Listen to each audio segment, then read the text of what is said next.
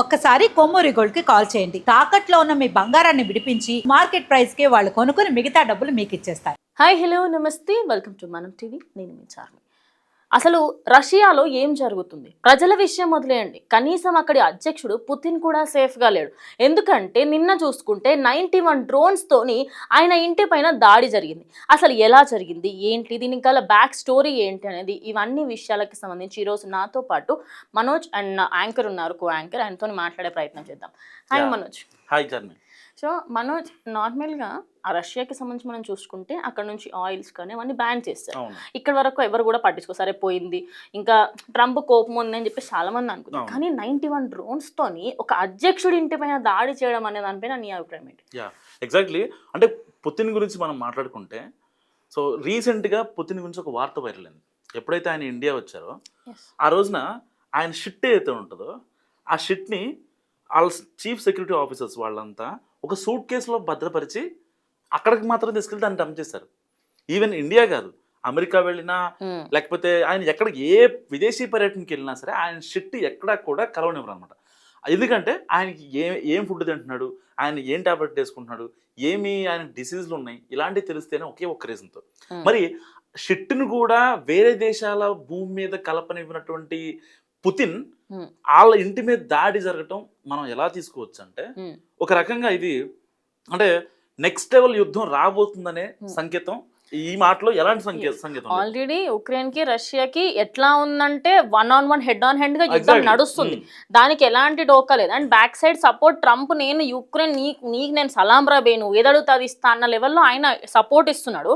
But ఇప్పుడు నిజం చెప్పాలంటే ఒక డ్రోన్ వచ్చింది, లేదా 2-3 డ్రోన్స్ వచ్చాయి, ఒక చిన్నగా ట్రై చేస్తారంటే ఏమని అనుకోవచ్చు. 91 డ్రోన్స్ కాజర్మి. యాక్చువల్గా ఈయన పుతిన్ ఎలాంటి వాడు అంటే బాలయ్య బాబు లాంటి వాడు. లిటరల్లీ చెప్పాలంటే చచ్చిన శవాన్ని మళ్ళీ చంపే రకం. లేపి నువ్వు నా చేతిలో చచ్చినావు, నేను మళ్ళీ చంపుతా నిన్న రకం. ఒకవేళ అసలు ఒక్కసారి రష్యా హిస్టరీ చూసుకుంటే మనం ఇప్పటిదాకా రష్యా చరిత్రలో రష్యాని పిచ్చి పిచ్చిగా చేసిన వాళ్ళు కానీ, లేకపోతే వాళ్ళు అసలు కంటిన్యూస్గా యుద్ధాలు చేసి వాళ్ళ జీడిపి తగ్గించుకోవడము, ఆర్థిక వ్యవస్థలు పతనం చేసుకోవడము, అక్కడ తినడానికి ఫుడ్ లేకపోవడము, ఇలాంటి కాన్సిక్వెన్స్ రష్యాలో ఎప్పుడు ఉండవు, ఎప్పుడు కాన్స్టెంట్గా ఉంటుంది. సో అలాంటి రష్యా సో ఇవాళ ఇప్పటికీ కూడా స్టిల్ ఉక్రెయిన్ మీద ఎందుకు యుద్ధం కొనసాగిస్తుందంటే జస్ట్ బికాస్ ఆఫ్ ట్రంప్ ఏం చేస్తాడు తెలుసా? ఈ జెలెన్స్కీ ఉన్నాడు కదా, జెలెన్స్కీ వెళ్ళిండు అనుకో, ఉక్రెయిన్ ప్రధాని, ఆయన వెళ్తే జెలెన్స్కీ ఒక మాట చెప్తాడు, మీరు కానివ్వండి నేను చూసుకుంటా అని చెప్తాడు. నిజంగానే. పోనీ ఒకవేళ మనతో ఏమైనా సఖ్యతగా ఉంటాడా? మనతో కూడా సఖ్యతగా ఉంటాడు. అయ్యో, పొద్దున్న లేచి నుంచి మోడీ గారు మీరే నా సర్వస్వం, మోదీ నేను మీకు కాళ్ళు మొక్కుతాను, అసలు క్రేజీ, మీ రాష్ట్రం ఎట్లా అది ఇదని మాట్లాడతాడు కదా. మొహం మీద నువ్వు బై మిస్టేక్ ఇప్పుడు రష్యాతో నువ్వు ఒక మంచి మాట మాట్లాడు, ఇట్లా పేర్లన్నీ తేళ్లు జల్లు వాకినట్టు బిహేవ్ చేస్తాడు ట్రంప్ ని డబుల్ షేడెడ్ పర్సన్ అంటాడు. కానీ డబుల్ షేడ్ కాదు, ఆయన ఒక టైప్ ఆఫ్ ఒక వింత మల్టీ పర్సనాలిటీ అంటారు చూసిన, గడికి ఒక పర్సనాలిటీ చూపిస్తా ఉంటాడు. కరెక్ట్, చార్మి చెప్పింది. అండ్ ఇంకోటి చెప్పిన, ఇప్పుడు పుతిన్ గారికి ట్రంప్ కి అసలు సరిగా పొసగదు ఇద్దరికి. ఏ రోజు ఏ ప్రపంచ వేదికల్లోనూ కూడా వీళ్ళిద్దరూ సరిగ్గా మాట్లాడుకున్న దాఖలాలు చాలా అంటే చాలా తక్కువ. ఒకవేళ ఇప్పుడు పుతిన్ గారు రీసెంట్గా మన దగ్గరకు వచ్చారు, సో మన దగ్గరకు వచ్చారు కాబట్టి దాని ఇంపాక్ట్ వరల్డ్ వైడ్ కంట్రీస్లో దేశాధినేతలు చాలా మంది మాట్లాడుకున్నారు. పుతిన్ గారును మోడీ గారు ఒకే కారులో ఉంటుంది చూసి ఎంతమంది కుళ్ళుకోలేదు. సో ఇలాంటి ఒకటి కాదు, 100 ఎగ్జాంపుల్స్ ఉంటాయి.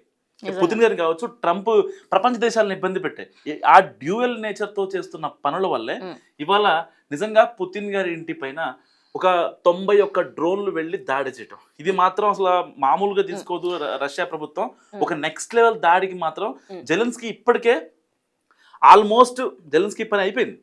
ఆయన వేరే దేశాల దగ్గరికి వెళ్ళి, ట్రంప్ కావచ్చు, ఇంకొకరు కావచ్చు, చిన్న కంట్రీస్ దగ్గరికి వెళ్ళి అంతో ఇంతో నాకు డబ్బులు కావాలని, లేకపోతే పాకిస్తాన్ లాగా మళ్ళీ IMF దగ్గరికి వెళ్ళి సార్ నాకు డబ్బులు కావాలి, కొంచెం నాకు ఆర్మీ సపోర్ట్ కావాలి లేదా వెపన్స్ కావాలని ఏదో ఒక సపోర్ట్ కోసం అయితే వెళ్తా ఉన్నాడు. ఇంకోటి, అసలు ఈ యుద్ధము, ఈ వాతావరణం అంతా స్టార్ట్ అయింది ఎక్కడ అంటే అమెరికా దేశానికి సంబంధించి రష్యా ముందుకెళ్తుంది, సో జీర్ణం అయితలేదు ఇక్కడ. అరే ఇప్పుడు ఎట్లాగించి దీన్ని జీడిపి మొత్తం డౌన్ చేయాలి అనే ఒక్కటే ఒక స్ట్రాటజీ ట్రంప్ మైండ్ లో ఉంది. అదే మైండ్ లో పెట్టేసుకొని ఇప్పుడు ఏం చేస్తున్నాడంటే రష్యాకి సంబంధించి గూడ్స్ అండ్ సర్వీస్ అన్ని ఆపేసాడు. అక్కడ నుంచి ఏమి రావట్లేదు, ఇక్కడ నుంచి ఏమి అక్కడికి వెళ్ళట్లేవు. ఎందుకు? రేపటి రోజు వాళ్ళు ఆకలి బాధతో చావాలి అనుకుంటున్నారు, కానీ నిజానికి అది ఎప్పటికీ జరగని పని. ఎందుకంటే ఇండియాకి మొన్న రీసెంట్ గా వచ్చినప్పుడు ఆయన ఎందుకు వచ్చారు? నార్మల్ గా ఒక సమావేశం మాట్లాడి ఇది నాకు కొంచెం సపోర్ట్ కావాలి అనే ఉద్దేశంతో వచ్చారు. భారత్కి రష్యాకి కొన్ని వాణిజ్యపరమైన ఒప్పందాలు అవి మాట్లాడుకోవడానికి. అండ్ ఇంకోటి మన ప్రధాని ఓపెన్ గా చెప్పారు, Russia could never be my enemy అని చెప్పేసి. అంటే రష్యా నా శత్రువుగా ఎప్పటికీ ఉండలేదు అండ్ ఉండబోదు కూడా. సో ఎందుకు అంటే అక్కడికి సంబంధించి మనకి వెపన్స్ ఇస్తారు. రేపటి రోజు మీకు ఒక సిచ్యువేషన్ చెప్తానండి. ఒకనొక సందర్భంలో, ఇప్పుడు కాదు, ఎప్పుడు 90s టైంలో ఇటు అమెరికా అండ్ ఇండియాకి సంబంధించి ఏదో పెద్ద వార్ జరుగుతుంటుంది వాటర్లో. వాటర్ బేస్ సబ్మరైన్స్ కిందికి వెళ్ళి రష్యా సబ్మరైన్స్ వస్తాయి. అసలు అదొక సినిమాటిక్ లెవెల్లో ఉంటుంది తెలుసా. ఆ సీన్కి సంబంధించి నేను ఖచ్చితంగా మీరు గూగుల్ చేయండి, రష్యా సబ్మరైన్స్ హెల్పింగ్ ఇండియా అని చెప్పేసి. అదొక క్రేజీ ఈవెంట్ అనమాట. అప్పటి నుంచి ఇప్పటి వరకు కంటిన్యూస్గా రష్యా హెల్ప్ చేస్తుంది. ఇలాంటి టైంలో మనకి రేపటి రోజు ట్రంప్ హెల్ప్ చేస్తాడో తెలియదు, బట్ రష్యా నేను ఉన్నాననే ధైర్యం ఇస్తుంది. మనం ఎందుకు ఇవ్వకూడదు? అంటే ఇప్పుడు నేను ఒక క్వశ్చన్ అడుగుతాను మనోజ్. నార్మల్ గా ఇదంతా స్టార్ట్ అయింది ఆయిల్ దగ్గర నుంచి. ఆయిల్ నుంచి, ఎందుకంటే రష్యా దగ్గర నుంచి ఆయిల్ అన్ని ప్రపంచ దేశాలకు అన్ని ఎక్స్పోర్ట్ అవుతూ ఉంటాయి. సో ఆ ఆయిల్ ఎక్స్పోర్ట్ మీద బ్యాన్ విధిస్తే వాళ్ళకి ఆ ఫండింగ్ అనేది రాదు, దాని వల్ల వీళ్ళు ఆగిపోతారు. అసలు రష్యా ఆర్థిక వ్యవస్థని ఎవరో చైనానో ఇండియానో పాకిస్తానో లేకపోతే అమెరికానో ఎవరో ఇన్ఫ్లుయెన్స్ చేస్తే అయ్యేది కాదు రష్యా ఆర్థిక వ్యవస్థ. అది చాలా పటిష్టంగా ఉంది, గ్రాడ్యువల్ గా ఇంక్రీజ్ తప్ప. రష్యా స్వతంత్ర రాజ్యాంగం ఏర్పాటైనప్పటి నుంచి అది గ్రాడ్యువల్ గా ఇంక్రీజ్ తప్ప ఎప్పుడు అసలు డౌన్ ఫాల్ అనేది లేదు. అసలు లేదు. ఇప్పుడు ఎగ్జాంపుల్ గా ఒక 3-4 కంట్రీస్ గురించి మాట్లాడు. చైనా తీసుకోండి, అది పోతా ఉంటది. ఇంకా వెనక్కి తిరిగి చూసుకోలే వాళ్ళకి ఎన్ని యుద్ధాలైనా ఎన్ని అయినా కూడా వాళ్ళు పోతా ఉంది. జపాన్ ఎట్లా అంటే ఆఖరికి వాళ్ళ మీద మీరు ఎంత పెద్ద బాంబులు వేసినా కూడా వాళ్ళు మళ్ళీ స్టార్ట్ ఫ్రమ్ ద బిగినింగ్ అని ఒక మంచి ఊపుతో ముందుకు వెళ్తా ఉంటారు. వాళ్ళు ఎప్పుడు వెనక తిరిగి చూసుకోలే. ఇంక్లూడింగ్ అమెరికా డాలర్ ప్రైస్ పెరుగుతా పోతుంది కదా, ఎందుకంటే అక్కడ జాబ్స్ కానివ్వండి, జీడిపి పరంగా ప్రతి ఒక్కటి ఇంక్రీజ్ అవుతుంది. మన ఇండియాని తీసుకుందాం, ఒక స్టేబుల్ పడుతుంది లేస్తుంది, అప్పుడే మంచి అట్లా క్రేజీ ఉంది. ఇంక India the most versatile country, sudden గా మొత్తం జీడిపి అంతా పడిపోతూ ఉంటుంది. కానీ రష్యా ఒక్కటే ఎప్పుడూ కూడా డౌన్ ఫాల్ ఘోరంగా చూడలేదు. అంటే వామ్మో ఈ పరిస్థితి మాకు వచ్చిందా అని చెప్పి భయపడే అంత స్టేజ్ రష్యాకి ఇప్పటి వరకు రాలేదు. మరి అలాంటిది రష్యా రాష్ట్రానికి సంబంధించి ఓ అధ్యక్షుడి ఇంటి పైన 91 డ్రోన్లను మీరు తీసుకెళ్ళి డంప్ చేస్తారు అని అసలు ఎట్లా? ఇంకోటి దీనికి సంబంధించి వీళ్ళు ఏమంటున్నారంటే యుక్రెయిన్కి అండ్ ఇటు ట్రంప్కి ఎలాంటి సంబంధం లేదంట. కాదు బ్రో, నాకు విషయం అర్థం కావట్లేదు. బ్యాక్ సైడ్ నుంచి చేసేదంతా చేసి ముందుకెళ్ళి నాకు తెలియదండి ఏమైందో అని చెప్పి ఎందుకు ఆ మాటలు? నిజంగా మీకు దమ్ము నిజంగా ఆ డ్రోన్ గురించి అనుకుంటున్నాం కదా, ఒకవేళ సమగ్ర విచారణ కనుక జరిగితే అసలు ఆ డ్రోన్లు ఎక్కడ నుంచి ఎక్కడ మ్యానుఫ్యాక్చర్ అయింది ఏంటనేది కనుక మొత్తం ఒక ప్రాపర్ ట్రాన్స్పరెంట్ ఎంక్వైరీ కనుక జరిగితే దాంట్లో పక్క ట్రంప్ పేరు ఉంటుంది. ఎందుకు ట్రంప్ పేరు ఉంటుంది అండ్ జెలెన్స్కీ పేరు ఉంటుంది. ఎందుకు వీళ్ళిద్దరే వస్తారు? సరే వాళ్ళకి ఎందోళ్ళు వచ్చినా ఎవరు వచ్చినా సరే అల్టిమేట్ గా చేయించింది మాత్రం వీళ్ళే. ఎందుకు చేయించాలి?